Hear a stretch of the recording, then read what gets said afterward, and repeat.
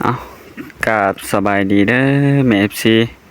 ทางบางลาวพังไทยทางต่างประเทศน้องมณิกะมาผมมาพ่อกับน้องทงเอาทางน้องทงกะบ่ได้เปิดคลิปตั้งโดนเนาะมีแต่น้องช้าเพิ่นเปิดทางน้องทงก็เลยมาเปิดซะมื้อนี้เอาโพมื้อนี้กะทางน้องทงก็ไปเอาเข้าทางแม่เฒ่าเพิ่นพากมาอีกแล้วเนาะพี่น้องเนาะเอามื้อนี้กะสิพากันไปเตาถ่านจักหน่อยนี่กันเนาะเดี๋ยวสิมาคุบขี้เหงื่อแถวนี้ก่อนเนาะโอ้นี่เข้ากับสอบใหญ่เติบพอให้พี่น้องโอ้โอ้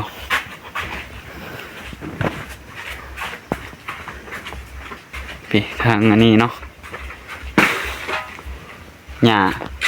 ทางสวนอันนี้ก็รกละเพราะมันเกิดสูงแฮง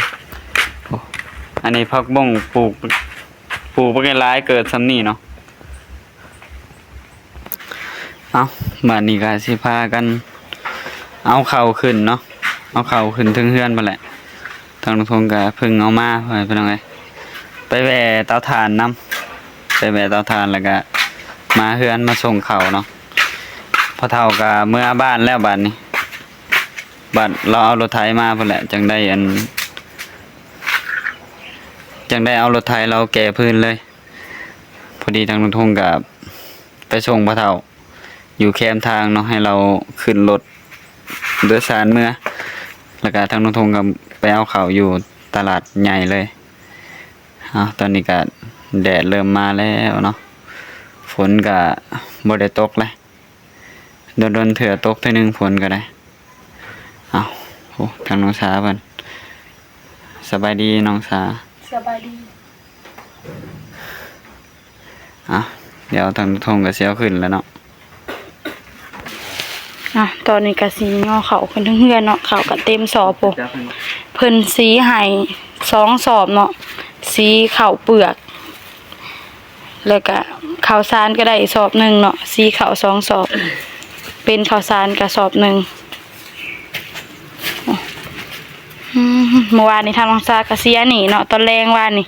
นางเสียคนเดียวแป๊บเดียวก็แล้วในกองดินทรายนี่เนาะทางไอ้ก็เสียแล้วตอนนี้ก็พากันเสียเบิดเลยเนาะยังเหลือแต่ทางหน้าเฮือนอย่างเดียวทางนี้ก็เสียแล้วเบิดแล้วเฮามีแต่ฮุบไปทิ่มเนาะบัดนี้ทางหลังเฮือนก็แล้วเลยเฮาก็มีแต่พากันฮุบไปทิ่มเนาะบัดนี้บรรยากาศตอนเที่ยงเนาะเฮาก็ไปเตาถ่านแต่เช้าเนาะเฮาก็มาไปเอาข้าวแล้วก็มาเลยเอาข้าวแล้วก็แวะเบิ่งถ่านแล้วก็เอาข้าวมาส่งแล้วก็ยังสิพากันออกไปใหม่อีกเนาะ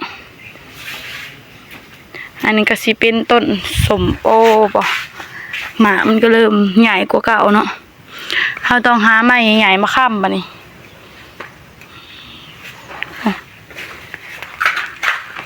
ทางหน้าเฮือนหญ้ามันก็เริ่มขึ้นอีกตอนนั้นทางน้องซาก็เสียกับน้องละน้อย2 คนเนาะเสียเบิดแหละหญ้ามันก็เริ่มขึ้นอีกเนาะก็ยังสิพากันเสียอีกในกองดินทรายเฮาก็เสียออกเลยนี่เลยเนาะจักหน่อยก็สิพากันออกไปเตาถ่านเลยไปหาเบิ่งถ่านเบิ่งอีหยังยันถ่านลูกเนาะทางพ่อเฒ่าเพิ่นก็เมื่อแล้วเพิ่นเมื่อเอารถไถทางพ่อเฒ่าเพิ่นมาส่งเพิ่นมื้อเช้านี่เนาะอยู่แคมทางเพิ่นลัดรถเมื่อเอาเบอร์โทรพ่อเฒ่าไว้เนาะเพราะว่าบ่ฮู้ว่าพ่อเฒ่าสิมามื้อใดเนาะพ่อเฒ่าก็บ่ฮู้มื้อมาพ่อเฒ่าก็เลยเอาเบอร์โทรไว้เนาะเอาไว้โทรหาเพิ่นโทรถามเพิ่นว่าสิมามื้อใดเนาะหญ้าขึ้นเต็มหมักบวบก็เริ่มขึ้นห่างเลยบัดนี้ทางน้องซาก็สิเสียหญ้าทางหน้าบ้านเนาะทางหลังบ้านก็เสียเรียบร้อยกับทางแคมเพื่อนเนาะยังเหลือแต่ทางหน้าที่บอนสวนผักเฮานี่แหละตอนนี้กำลัง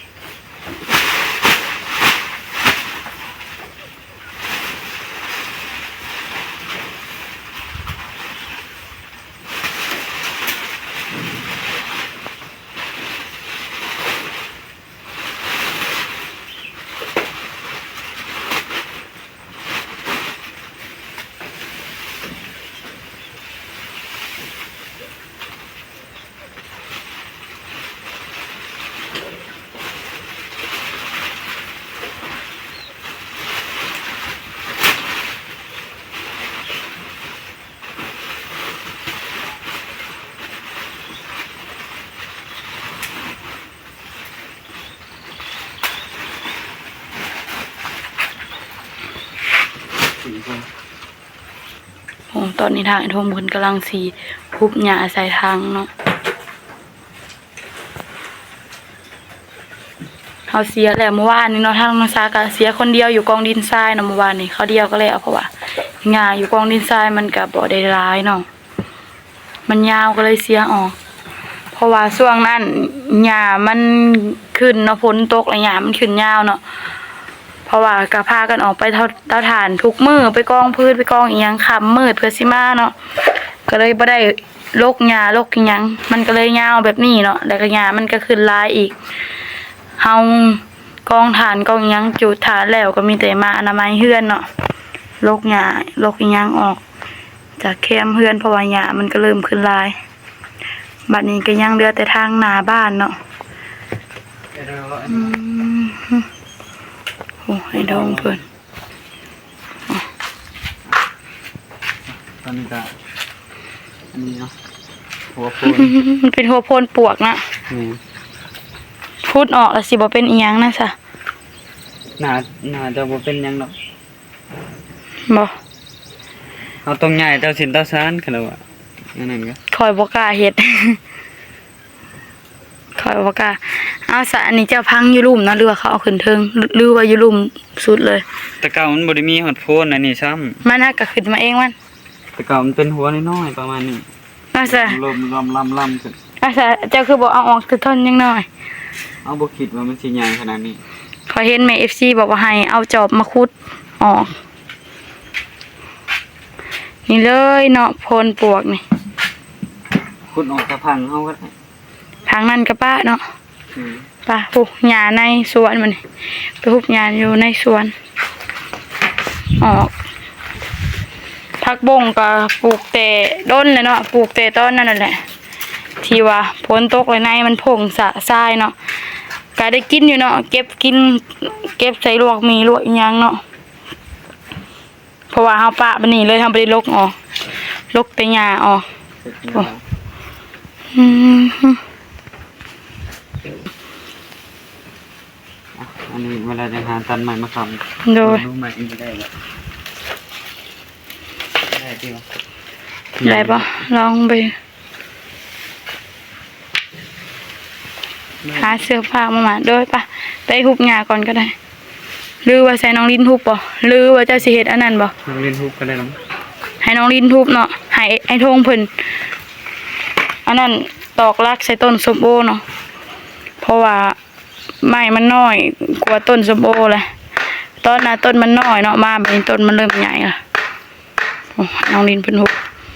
ออกไปทิ่ม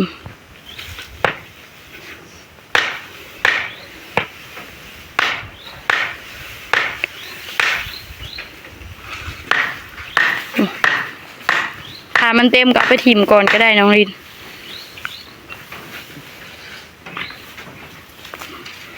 ไอ้ทงเพันถอดใหม่อันน่ะออกเลยไปหาเสียกมาอันบ่อยทงว่าทงหมากมันเริ่มใหญ่แล้วมันโก่งลงแบบนั้นเนาะตอนเอามาหมากมันน้อยกว่านี้เนาะผักบงเอาหักกะพอได้กินเนาะ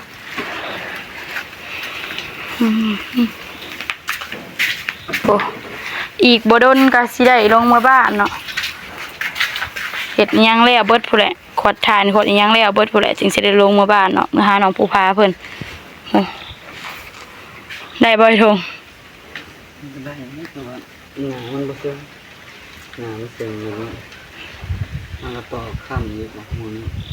โดยแล้วแต่ไอ้ทงเลยมัดเมียนไอ้ทงมาติดกับอันนั้นแหละโอ้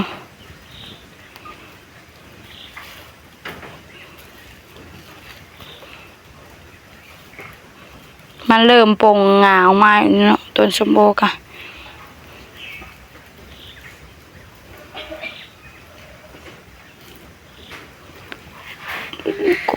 กงค้างไก่เฮาก็สิเอาไปถิ่มเนาะมันเพแหละตอนนี้ก็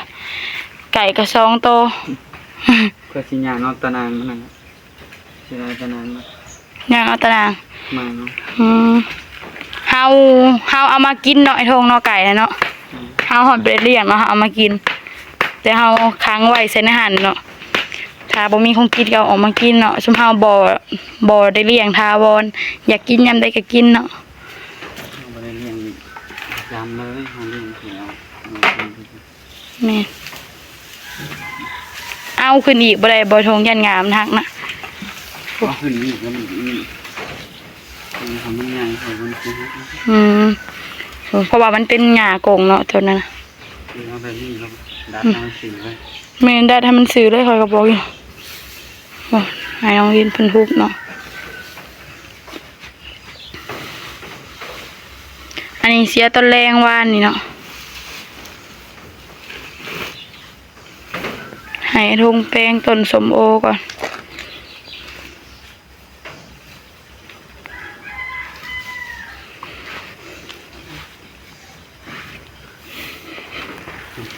แกะมาใหม่ก็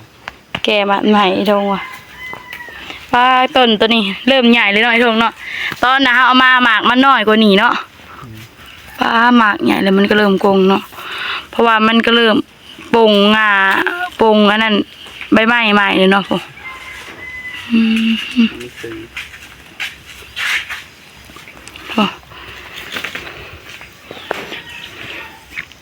เขาก็ไปตะฐานแต่มื้อเช้านั่นแหละ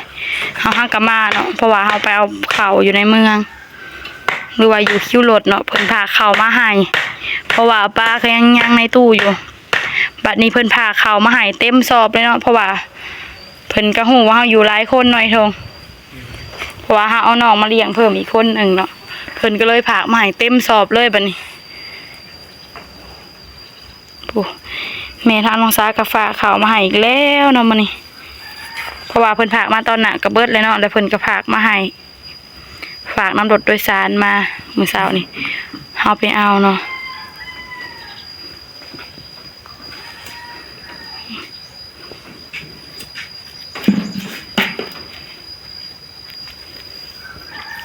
โอ้น้องลินเพิ่นก็ฮุบอยู่ทางหน้าบ้านเนาะ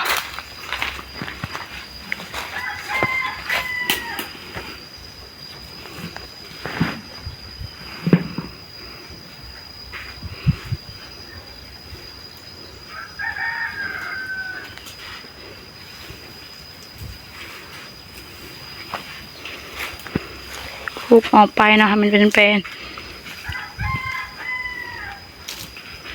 แดดแห้งเนาะช่วงนี้พอความมาแดดแห้ง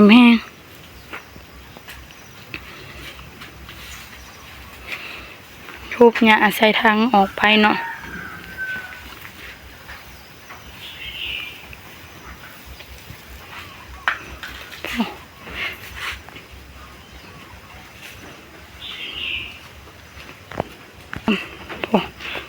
เห็นทงมันก็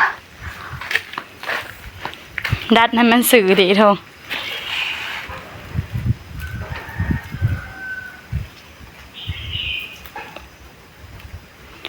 แปลงต้นอันนี้เนาะอันนี้ก็สิเป็นต้นมะนาวป้าเถอะต้นมะนาวทางภาษาเห็นแต่โดนเลยเนาะยังบ่ออกหมากอยู่ปานนี้มันเป็นยังไงทงมันก็บ่ออกหมากว่ะต้นมะนาวเตี้ยเนาะเขาเลยอันนี้ว่าสีคุดออกเนาะหัวโพนแต่ทางภาษาย่านเจ้าที่เจ้าทานอยู่ในนี่เลยทงบ่กล้าเอาออกเจ้าที่ทะเลนนะทางภาษาก็เสียมโจกหรือว่าเสียมจอบเนาะก็อยู่เตาถ่านพุ่นเลยเนาะอันนี้ก็สิเป็นห่มหมกม่วงเนาะโอ้ไอ้ทงแปลงนะป้าไอ้ทงหมักนัดนะไอ้ทงหมักนัดเนาะหมักใหญ่นี่เฮากินเลยหรือว่าทางแม่ไอ้ทงกินเนาะเพิ่นมาเสียหงาตอนนั้นแหละ